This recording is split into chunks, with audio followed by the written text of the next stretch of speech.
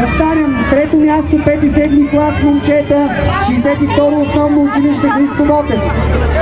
8-10 клас юноши, 74-то СОУ Гоце Делчев.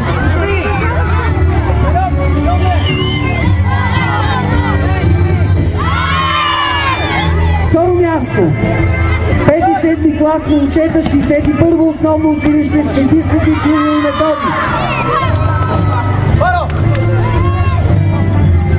5-7 клас момичета, 62-во основно училище Христо Ботев.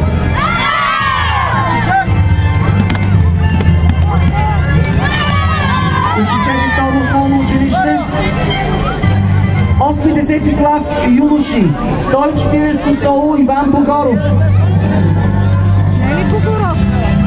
8-10 клас девойки, 74-то СОУ Гоце Делчев.